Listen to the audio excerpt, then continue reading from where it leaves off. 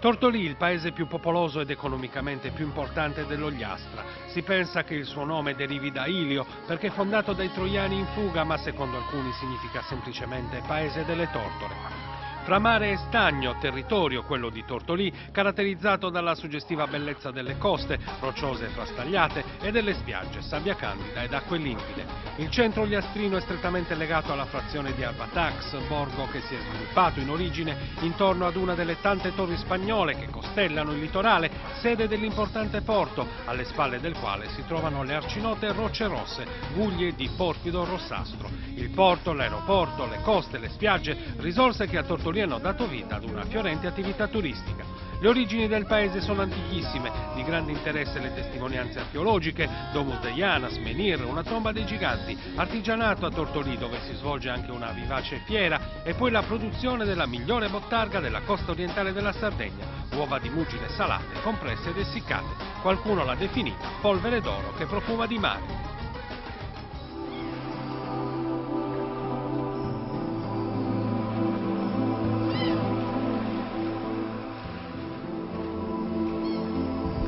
Siamo qui vicino alle Rocce Rosse di Arbatax e abbiamo scelto di aprire in questa bellissima zona la nostra puntata di Pro Sardegna, e qui con me c'è Cristiano. Cristiano è il presidente del consorzio Ogliastra Turismo. Buongiorno Cristiano. Buongiorno a tutti.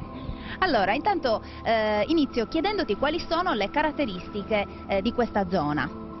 Questa è una zona molto varia, geomorfologicamente abbiamo delle rocce di variopinti colori come potete vedere, ma abbiamo delle spiagge di sabbia bianca finissima di diversa granulometria. Abbiamo a nord, nella zona di Santa Maria Baunei, delle rocce a picco sul mare molto belle, fino ad arrivare alla fine nord dell'Ogliastra, che è Calaluna. Quindi ci sono delle varietà insomma, di paesaggi per soddisfare un po' i gusti di tutti i turisti, ma qual è l'offerta turistica in questa zona? Noi abbiamo un'offerta turistica di livello medio-alto, con alberghi per lo più 4 stelle, sul mare e non. Diciamo rappresentano dai 3 ai 5 mila posti letto tra i classificati e i non classificati, e rappresentano un'offerta che si integra con il porto di Arbatax e l'aeroporto di Tortolì Arbatax. Inoltre saremo raggiungibili a breve con la fine dei lavori dell'Orientale Sarda dalla zona del Cagliaritano, quindi potremo attingere anche dall'aeroporto di Cagliari molta clientela, che normalmente sia italiana che straniera. Ecco, infatti, chi è il turista tipo che viene in questa zona? Questa è una zona molto tranquilla, vengono soprattutto coppie, famiglie, anziani, diciamo una zona che si caratterizza per un turismo naturalistico da intenditori, diciamo, è molto bella e interessante da questo profilo, e noi vendiamo soprattutto a questo tipo di persone. Vi dico per esempio che gli austriaci, che sono amanti della montagna, gli piace molto l'Ogliastra perché c'è una montagna che gli piace straordinariamente, ecco, oltre al mare. Questo è importante, quindi una integrazione tra mare e montagna, ma parliamo un po' di dati. È possibile fare dei dati, stimare insomma dei dati sulla stagione turistica?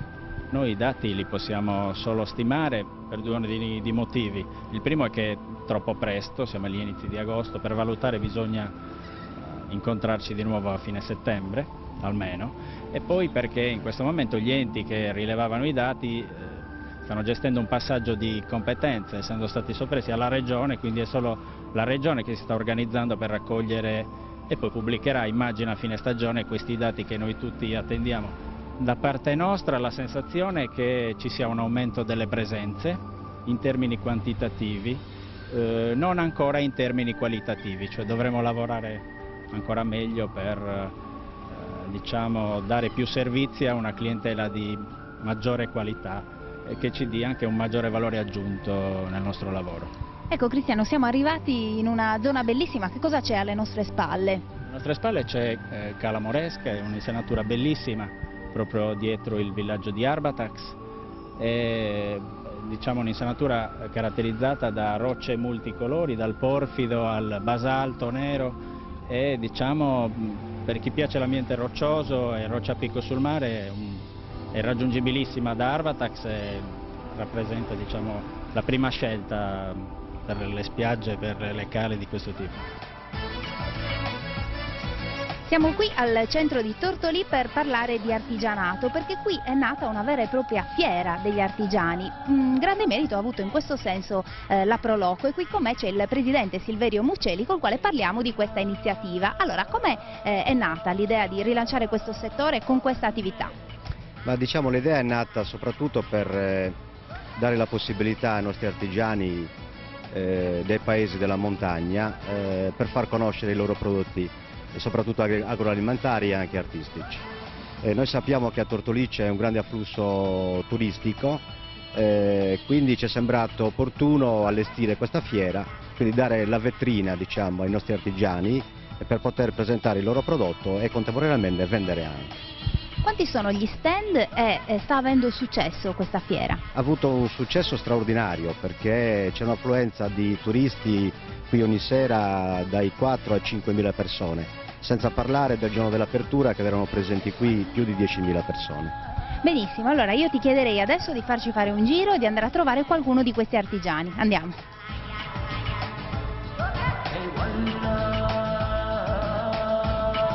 Partiamo dall'artigianato dei coltelli. Siamo qui con il signor Gianpietro che ci illustra un po' le sue creazioni. Allora Gianpietro, io inizierei parlando di come nasce questa passione per l'artigianato. Ma una passione è nata, diciamo, da ragazzo piccolo, però ho dovuto iniziare da grande perché non ho avuto mai la possibilità e il tempo di iniziare. Una volta che poi ho iniziato, logicamente uno si innamora del proprio oggetto e riesce poi a risolvere qualcosa di meglio. Infatti ti sei perfezionato nel tempo. Penso di sì, insomma, il giudizio lo devono dare gli altri, non io. Come realizzi questi coltelli? Li realizzo interamente a mano, nel senso inizio già dal corno che, come potete vedere in questo caso, va drizzato, Sì. tagliato, e data la forma al manico, dopodiché si va alla lama, fatta l'anima, la lama e poi l'anello. Quali sono le particolarità dei tuoi coltelli rispetto agli altri? Perché per i profani dico sempre che potrebbero sembrare tutti uguali, in realtà ciascun artigiano ha delle sue particolari caratteristiche. Sì, noi abbiamo, come lei può notare, abbiamo una svariata scelta, perché non mi fermo con la patatese, faccio l'oliastrina, faccio la guspinese, faccio un po' di tutti, in modo che se viene un cliente non ha l'imbarazzo della scelta, prende, cerca e lo trova. Bene, io ti ringrazio Gianpietro, adesso ci spostiamo da un altro artigiano che sta realizzando qui per noi un cestino. Allora, il signor? Pili Mario. Dunque Mario, iniziamo a parlare anche con te di quando nasce questa tua passione per... La mia passione nasce da quando ero piccolo, perché c'erano dei vecchietti che costruivano questi cestini. Ecco, tu mi dicevi che hai imparato proprio dagli anziani. Sì, dagli anziani. Io quando ero piccolo, cioè mi accostavo a questi vecchietti e vedevo come costruivano questi cestini. In te c'è anche la... E chiedevo dove andavano a raccogliere il materiale e tutto, che questo è tutto materiale locale. Abbiamo l'olivastro, la filidea, si può adoperare il mirto, l'olivastro di fiume, ci sono diverse qualità di materiale. E sei tu che ti procuri il materiale? Sì, mi procuro il materiale, me lo pulisco, me lo lavoro piano piano e realizzo questi piccoli capolavori. Modestia a parte, vero? No? Comunque sono davvero bellissimi. Allora, illustraceli un po'. Allora, che cosa tutto puoi fare? Io posso fare dai portabiancheria alla classica sporta, cioè noi la chiamiamo la sporta, il cestino che una volta l'adoperavano sia per andare in campagna a raccogliere i pomodori, a raccogliere i fagiolini, insomma a portarsi il pranzo anche in campagna, perché non esistevano le buste, non c'erano i secchi di plastica come sono adesso, e poi queste verdure, ossia anche queste frutte, restavano molto più sane in confronto agli oggetti che stanno adoperando adesso. Nanne du meu, su mondo ergai, assicutera te non torrà mai. Nanne du meu,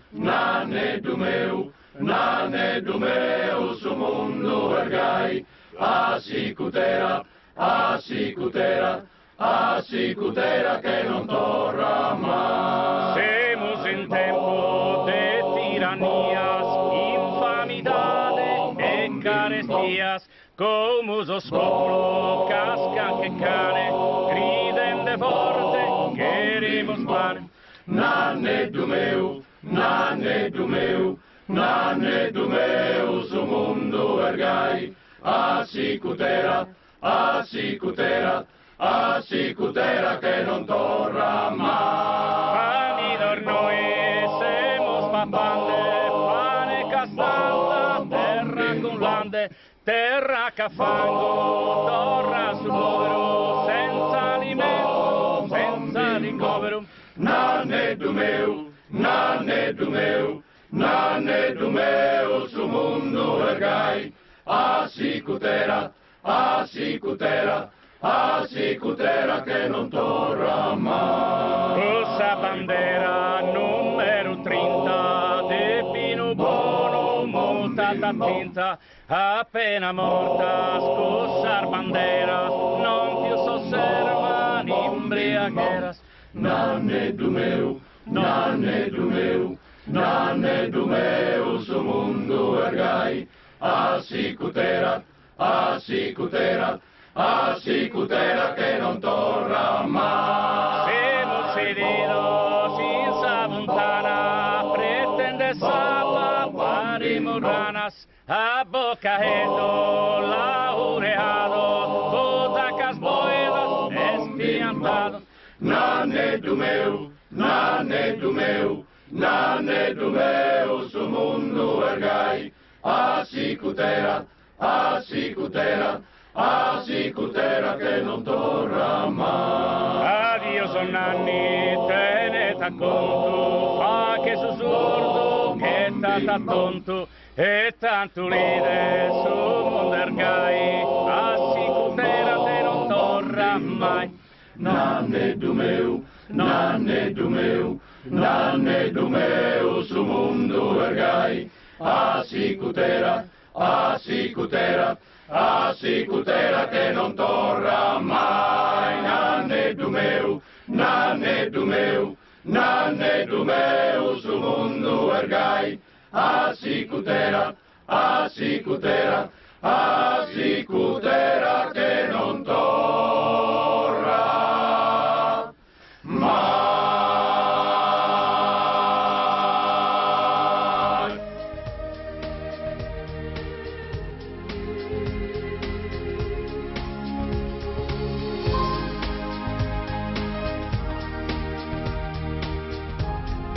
Siamo qui con Fabrizio, presidente della cooperativa Pescatori Tortolì, per parlare di uno dei prodotti tipici di questa zona che è la botarga. Buongiorno Fabrizio. Buongiorno.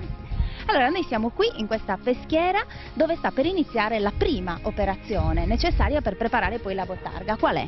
Sì, la prima operazione è naturalmente l'operazione di pesca. Storicamente nello stagno di Tortolì si pescano i cefali da botarga. Abbiamo una produzione annua tra i 6 e i 10 quintali che puntiamo anche a potenziare con un progetto di ricerca che prevede l'emissione di avvenuti cefalo-botarga all'interno della laguna. I cefali vengono pescati a periodi agosto-settembre, nel momento che cercano di andare verso il mare a deporre le uova, vengono catturati nell'impianto di cattura, sia passando la rete ma anche pescati a mano per fare in modo che le uova non vengano rovinate. Quindi voi li bloccate proprio in questo punto. E come vengono pescati?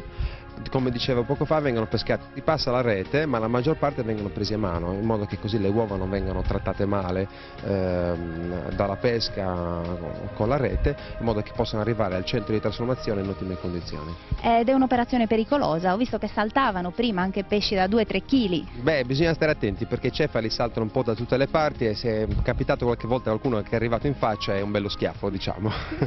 Dopodiché cosa accade? Questi cefali vengono portati all'interno di quella struttura? Questi cefali vengono portati nel nostro centro di lavorazione e trasformazione dei prodotti ittici, vengono eviscerati, vengono tolte le uova che sono all'interno di una sacco-varica, dopodiché vengono messe sotto sale generalmente per 2 ore in base alla grandezza delle botarghe, dopodiché vengono lavate, viene eliminato tutta il sale e messe ad essiccare.